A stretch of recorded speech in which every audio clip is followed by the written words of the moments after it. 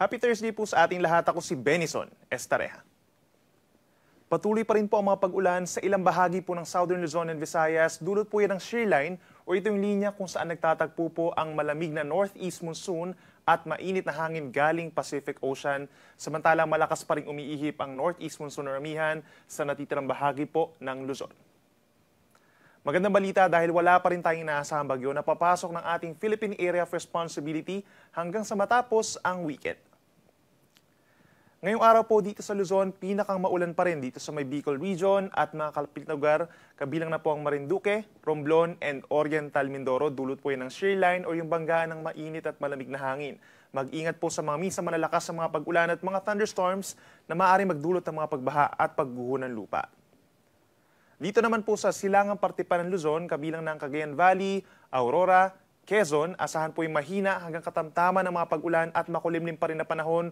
Dulot po yan ng northeast monsoon na ramihan, habang sa Cordillera Administrative Region, cloudy skies with some light rains, dulutin po ng northeast monsoon.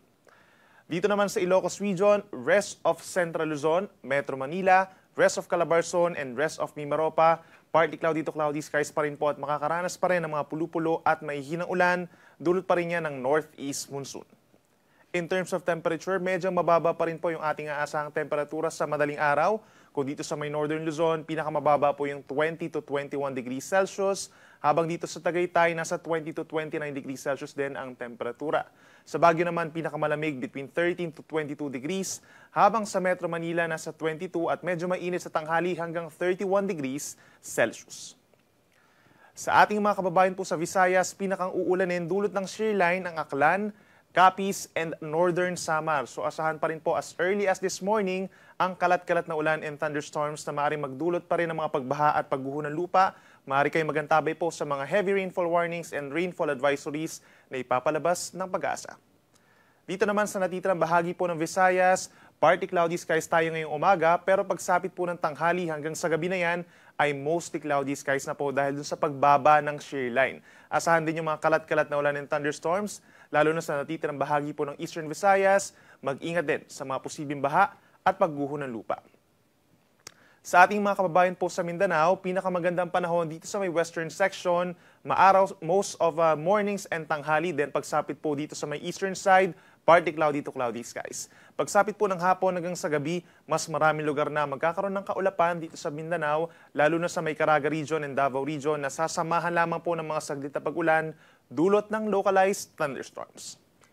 Sa ating mga kababayan po sa Visayas, between 25 to 31 degrees Celsius yung ating temperature, habang dito naman sa may western side of Mindanao, pinakamainit pa rin, kabilang ng Zamboanga City, Cotabato, and Gensan na hanggang 33 degrees Celsius. Sa ngayon po, dahil sa malakas na ihip ng amihan, meron din tayong matataas ng mga pag-alon sa hilaga at silangang baybayin ng ating bansa. Hanggang 4.5 meters or nasa 1.5 palapag ng gusali ang posibleng maranasan dito po sa baybayin ng Ilocos Region at buong Cagayan Valley, pababa ng Aurora, Northern Quezon kabilang ang Polillo Islands, Calaguas Islands, Rapu-Rapu sa Albay, Northern and Eastern Catanduanes, pababa pa ng Eastern Coast of Sorsogon, Northern and Eastern portion of Northern Samar at Eastern Seaboards of Eastern Samar. So delikado pong pamalaot dyan, lalo na sa maliliit na sasakyang pandagat at yung ating mga kababayan na nangingisda.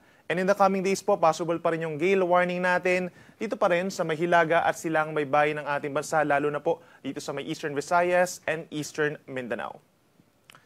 By tomorrow, bababa pa po yung shear line dito sa may eastern portion of Visayas and Mindanao. So magkakaroon na muli ng mga pag-ulan dito sa may Caraga and Davao Region na siyang binaha po at nagkaroon po ng landslide nitong mga nagdaang araw dahil din sa shear line. Then pagsapit po ng Sabado, bubuti ng bahagya ang panahon. Pero pagsapit ng Linggo, take note po, posibleng may babuo na low pressure area southeast of Mindanao. Base na rin po sa ating TC Threat Forecast at magpapaulan ito dito po sa malaking bahagi po ng Visayas and Mindanao simula po sa Linggo hanggang sa katapusan na po ng Enero, kaya patuloy po tayong magmo-monitor. So kung dito sa Luzon, lalakas pa ang amihan. By tomorrow, medyo maulap pa rin po dito sa may eastern sides of Luzon, itong Cagayan Valley, Cordillera Region, Aurora, Quezon, and Bicol region. Then for the rest of Luzon, partly cloudy to cloudy skies pa rin. So halos magkakatulad pa rin na weather conditions na sasamahan lamang ng saglit na may hinang ulan. So kung dito sa Metro Manila, pinakamalamig na po yung 22 degrees Celsius. Pagsapit po ng Sabado, pinakamaunti rin po yung tsansa ng ulan. Sa may Baguio City, merong mga maihinang ulan by tomorrow. Then bubuti ang panahon. Pagsapit ng weekend, sa umaga mas maaraw ang panahon. Habang dito naman sa may Legazpi City, asahan pa rin yung mga light to moderate rains by tomorrow. Then partly cloudy to cloudy skies naman over the weekend with some localized light rains. Sa ating mga kababayan po dito sa Visayas, asahan din makakaranas muli sila ng epekto ng northeast monsoon. Sumaring bumaba ang temperatura over the weekend hanggang sa kalagitnaan po ng susunod na linggo. Yung mga pag-ulan natin nakakonsentrate pa rin sa may Eastern Visayas by tomorrow dahil po sa may shear line or yung banggaan ng mainit at malamig na hangin sa Tacloban City. Posible yung mga pag-ulan ganyan sa mga kalapit na lugar, habang sa natitirang bahagi ng Visayas, mayroong mga localized thunderstorms. Then pagsapit ng Sabado at Linggo, may epekto na ng amihan ng malaking bahagi ng Visayas, partly cloudy to cloudy skies with some isolated light rains. At panghuli sa ating mga kababayan po sa Mindanao, please take note po, magkakaroon tayo ng mga pag-ulan dito sa may Caraga region and Davao region by tomorrow. Epekto po yan ng shear line. Mag-ingat sa mga posibleng baha at pagguho ng lupa, at kung lalabas ng bahay ay magdala po ng payong.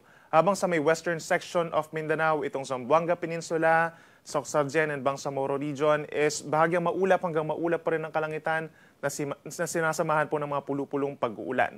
Pagsapit ng Sabado, bubuti ang panahon dito sa may eastern part of Mindanao.